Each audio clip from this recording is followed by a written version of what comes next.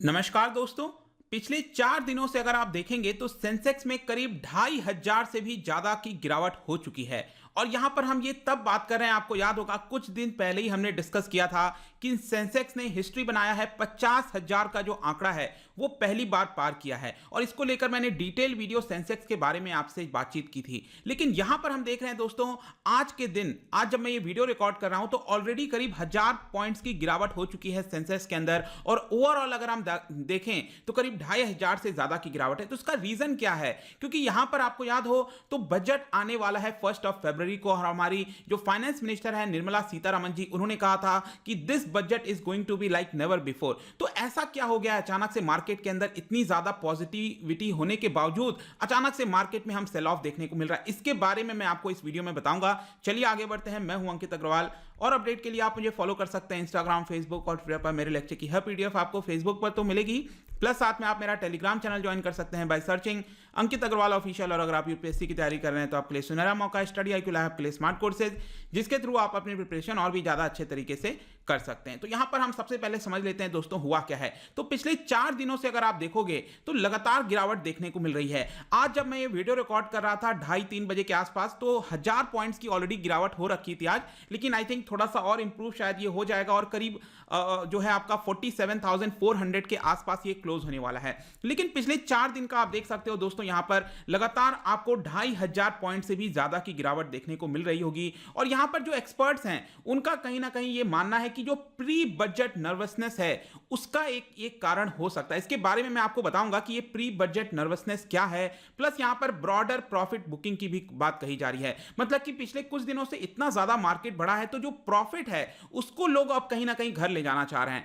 वो लोग अपॉर्चुनिटी को मिस नहीं करना चाहते हैं। कहीं ऐसा ना हो कि मार्केट इतना अच्छा प्रॉफिट दे रहा था और वो अपॉर्चुनिटी हम मिस कर गए। तो ये भी एक कारण हो सकता है। इसके अलावा मैं आपको बताऊं दोस्तों, यहां पर जो निफ्टी है वो भी आपका 14,000 के नीचे आ चुका है, जो कि एक बहुत ही क्रूशियल लेवल था। इसके बारे में भी मैं आपसे आगे चलकर डिस्कस करूंगा। लेकिन इसके अलावा मैं आपको बता दूं कि सेंसेक्स के अंदर, जैसा कि आपको पता होगा, top 30 companies of Bombay stock exchange, जो बॉम्बे स्टॉक एक्सचेंज है उसमें जितनी भी कंपनीज लिस्टेड हैं उसकी टॉप 30 कंपनीज यहां पर सेंसेक्स के अंदर होती हैं। और उसमें जो बड़े शेयर्स हैं, जो वेटेज वाले शेयर्स हैं, जैसे HDFC हो गया, HDFC बैंक हो गए, एशियन पेंट, एक्सिस बैंक, इन सब में आपको 3% के आसपास गिरावट देखने को मिलेगी। और यहां पर आप देख सकते हो HDFC आप देखिए करीब 3.5% के आसपास, अगेन HDFC बैंक 3.5% के आसपास, SBI भी आप देख सकते हो 2.5% से ऊपर की गिरावट है। जो रिलायंस है वो तो काफी गिरते जा रहा है। इनफैक्ट ये 2200, अभी 2-3 दिन पहले यहां पर उसका जो रिजल्ट आया था रिलायंस का, उसके जस्ट पहले ये 2200 का आंकड़ा पार कर चुका था। लेकिन उसके जस्ट बाद आप देखिए 1900 के भी ये नीचे आ चुका है, लेट मी टेल यू, अभी जब मैं ये वीडियो रिकॉर्ड कर रहा था। इसके अलावा जितने भी है, इंफोसिस है, एशियन पेंट्स है, ICICI बैंक है, सब में आपको 3% के आसपास गिरावट देखने को मिलेगी। और ये इंपॉर्टेंट इसलिए हो जाता है क्योंकि जो टॉप 30 कंपनीज हैं, इन सभी के नाम आप यहां पर देख सकते हो।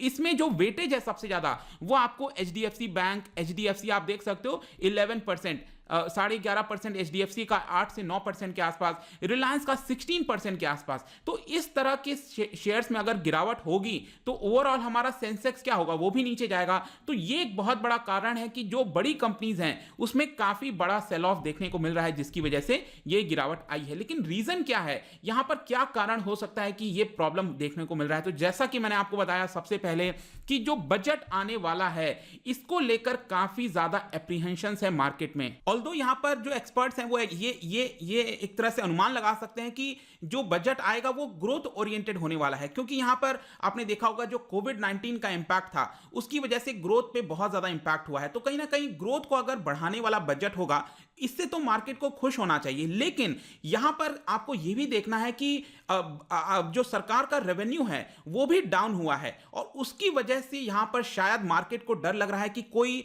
बजट के अंदर टैक्स प्रपोजल ना आ जाए, कोई नया टैक्स प्रपोजल ना आ जाए। जैसे कि बात आजकल कही जा रही है कोरोना टैक्स के बारे में, कहीं सरकार एडिशनल कोई कोरोना टैक्स टाइप की चीजें ना लगा दें, जो वेल्थियर पीपल हैं उनके ऊपर और एडिशनल वेल्थ टैक्स टाइप की चीजें ना लग जाएं। ये जो डर है कहीं ना कहीं वो मार्केट फ्रेंडली नहीं है, और ये काफी बड़ा कारण है जिसकी वजह से आपको ये दिख रहा है कि मार्केट नीचे जा रहा है। इसके अलावा यहां पर जो FIIs हैं, that is foreign institutional investors, उन्होंने पिछले 2-3 दिन में बेचना स्टार्ट किया है। क्योंकि पिछले कुछ समय से अगर आप देखोगे तो लगातार बाहर से बहुत ज्यादा पैसा पैसा आ रहा था और इसका यह कारण था कि मार्केट ऊपर जा रहा था। लेकिन आप यहां पर देख सकते हो जो मंडे गया था, क्योंकि 26 जनवरी था कल, तो ट्यूसडे को ये मार्केट बंद था। मंडे को लास्ट अगर आप देखिए तो 765 करोड़ के जो शेयर्स हैं वो बेचे गए हैं, नेट की मैं बात कर रहा हूं। इसके अलावा फ्राइडे को भी यहां पर आप देखिए 600 करोड़ यहां पर बेचा गया है। लेकिन मैं कहीं ना कहीं समझता हूं कि एफआईआई इतना बड़ा कारण नहीं है इतने बड़े सेल ऑफ का। यहां पर कारण दूसरा है, क्योंकि एफआईआई अगर आप देखिए तो पिछले नवंबर से पिछले 2-3 महीने से अगर आप देखोगे तो 1 लाख करोड़ से भी ज्यादा उन्होंने मार्केट के अंदर डाला है। तो ये 700-600 करोड़ कुछ भी नहीं है उसके सामने। अगर 1 लाख करोड़ इतना बड़ा अमाउंट आया है पिछले 2-3 महीने में बाहर से, तो ये छोटे मोटे यहां पर जाते रहते हैं। लेकिन यहां पर जो सबसे बड़ी चीज है दोस्तों, अगेन मैं यही कहूंगा, जो बजट को लेकर नर्वसनेस है उसकी वजह से यहां पर जो अनलोडिंग की जा रही है, जो शेयर्स बेचे जा रहे हैं लोगों के द्वारा, वो हो सकता है। क्योंकि अगर आप फॉरेन मार्केट में भी देखिए तो कुछ ऐसा आपको देखने को नहीं मिल रहा होगा। यहां पर आप देख सकते हो एफटीएसई, ये बेसिकली यूके का मार्केट है, जो कैक है ये आपका फ्रांस का मार्केट हो गया, डैक्स आपका जर्मनी का मार्केट हो गया। हर जगह आप देख सकते हो परसेंटेज वाइज यहां पर आपको कुछ भी ऐसा देखने को नहीं मिलेगा। एशिया के अंदर भी चाहे सिंगापुर निफ्टी हो, निकी हो, स्ट्रेट टाइम्स है, हांगकांग का हो गया, आपका ताइवान वाला हो गया, ठीक है, साउथ कोरिया हो गया, कोस्पी जकार्ता, ये आपका इंडोनेशिया हो गया, कहीं पर भी आपको कोई बड़ा गिरावट देखने को नहीं मिलेगा। तो यहां पर भारत के अंदर ये ऐसा क्यों रहा है? और वही कारण है दोस्तों, दैट इज बजट को लेकर। और ये तब बात मैं कर रहा हूं दोस्तों, आपको याद होगा कल यहां पर रिपोर्ट आया था आईएमएफ का, वर्ल्ड आउटलुक,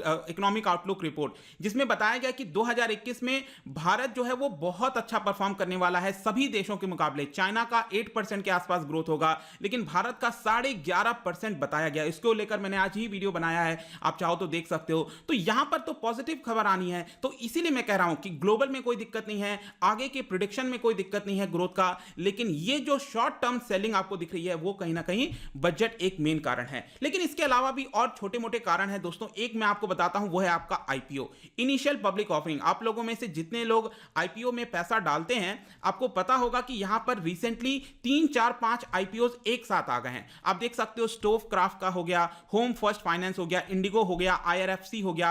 अब इतने सारे आईपीओ अचानक से आ जाएंगे तो यहां पर पैसा तो लगाना ही है, क्योंकि रिसेंटली आपने देखा होगा आईपीओ के अंदर काफी अच्छे रिटर्न आए हैं, एटलीस्ट 15, 20, 30%। तो आपको अचानक से इतना रिटर्न आ जाए तो बहुत ही अच्छी बात है। इसको लेकर भी कहीं ना कहीं लोगों ने अपना शेयर्स बेचकर इसके अंदर पैसा लगाया है। तो जब शेयर्स बिकेंगे, सप्लाई ज्यादा होगी, तो यहां पर मार्केट नीचे आएगा। तो आईपीओ भी एक मेन कारण है, इसको ध्यान रखिएगा। इसके अलावा एक और चीज है, वो आपका मार्केट जो सतर्क है इस चीज को लेकर, वो है आपका अमेरिका के अंदर फेडरल रिजर्व की मीटिंग होने वाली है पहली बार 2021 में। तो यहां पर भी डिसाइड किया जाएगा कि क्या जो फेड है वो अपने रेट्स को बढ़ाता है कि कम करता है, क्या करता है या सेम रखता है। तो वो भी कहीं ना कहीं दर्शाएगा कि आगे मार्केट किस तरफ जा सकता है। क्योंकि यहां पर अगर फेड जो है वो अपना रेट ऊपर कर देगा, बेसिकली रेट मैं जब कहता हूं तो हमारे देश के अंदर जैसे रेपो रेट हो गया, वही सेम चीज वहां पर भी है। तो वहां पर अगर इंटरेस्ट रेट बढ़ जाएगा तो हमारे इकोनॉमी के अंदर पैसा कम आएगा, क्योंकि वहां से फिर पैसा नहीं ला पाएंगे। जब वहां पर मनी चीप होगा, इंटरेस्ट रेट कम होगा, तभी हमारे इकोनॉमी के अंदर पैसा आएगा। तो ये भी आज होने वाला है, इसके ऊपर भी ध्यान रखने की आवश्यकता है। इसके अलावा मैं आपको बताऊं तो अभी रिसेंटली बिलियन डॉलर का यहां पर पैकेज लाया गया था जब डोनाल्ड ट्रंप थे। लेकिन जो बाइडेन आए हैं वो काफी समय से आसार लगाया जा रहा था कि 1.9 ट्रिलियन डॉलर का पैकेज लाने वाले हैं। पैकेज का मतलब है कि पैसा आएगा इकोनॉमी के अंदर, और उसका काफी बड़ा पैसा डेवलपिंग इकोनॉमी में जाएगा, भारत के अंदर आएगा। तो कहीं ना कहीं यहां पर एक और डर हो सकता है कि इसका जो रोल आउट है वो डिले ना हो जाए। तो ये भी एक शायद कारण बताया जा रहा है कि जिसकी वजह से शायद मार्केट में डाउनफॉल आपको देखने को मिल रहा है। और इसके अलावा लास्ट में मैंने आपको स्टार्टिंग में बताया था निफ्टी के बारे में। निफ्टी देखिए, जो सेंसेक्स होता है, निफ्टी होता है, यहां पर कुछ टेक्निकल चीजें भी होती हैं, टेक्निकल चार्ट्स होते हैं। तो यह भी बताया जा रहा है कि निफ्टी पर काफी अच्छा सपोर्ट था 14,000 का, तो जो उसने इसको ब्रीच कर दिया है, अब तोड़ दिया है। अब देखने वाली बात होगी कि यहां से कहां तक जाता है। मे भी हो सकता है 13,850 पहले आए, फिर 600 आए। तो ये यहां पर अब देखना होगा इंटरेस्टिंग कि निफ्टी जो नीचे आया है 14,000 के, ये कहां तक नीचे जाएगा। तो ये भी एक फर्दर सेल ऑफ हमें देखने को मिल सकती है बजट तक के लिए। तो कंक्लूजन में दोस्तों हम कह सकते हैं कि कहीं ना कहीं एक सेंस बनाता है कि बजट तक हमें इन्वेस्टमेंट को यहाँ पर थोड़ा सा वेट करना चाहिए, देखना चाहिए बजट कैसा है, उसके हिसाब से डिसीजन लेना चाहिए यहाँ पर जो है इन्वेस्टमेंट का। क्योंकि इन्वेस्टमेंट जो होता है दोस्तों, हम एसआईपी के तौर पर हम हमेशा देखते हैं, सिस्टमैटिक इन्वेस्टमेंट प्लान धीरे धीरे करके लगाना चाहिए, वो बेटर होता है। क्योंकि आप कभी भी टाइमिंग अच्छे से नहीं कर पाओगे कि इस लेवल पर हमें अच्छा इन्वेस्टमेंट मिल जाएगा, उस लेवल पर मिल जाएगा, बहुत मुश्किल होता है ये करना। तो हमेशा हर महीने यहाँ पर इन्वेस्टमेंट करते रहना चाहिए। तो बजट तक थोड़ा सा हमें देखना है कि क्या फर्दर ये मार्केट जा सकता है और उसके बाद डिसीजन ले सकते हैं। तो ये था वीडियो दोस्तों regarding Sensex plunges 2500 points in 4 days. और जाने से पहले मैं आपके लिए क्वेश्चन लेकर आया हूं, मार्केट से रिलेटेड है, बहुत ही आसान क्वेश्चन है, इसको ध्यान से करिएगा। इसका जो राइट आंसर है मैं अपने इंस्टाग्राम पर तो डालूंगा ही, अगर आप इंस्टा पे नहीं हो कोई बात नहीं, टेलीग्राम से ले सकते हैं। मैं कई सारे एमसीक्यूज यहां पर डालता रहता हूं स्टोरीज के फॉर्म में, आप जाकर प्ले कर सकते हो। अगर आप मुझसे इकोनॉमी पढ़ना चाहते हैं, कोई भी कोर्स परचेज करना चाहते हैं, स्टडी IQ ऐप पर जा सकते हैं। आई होप कि वीडियो आपको पसंद आया होगा। मिलता हूं आपसे next time, till then thank you very much, see you soon.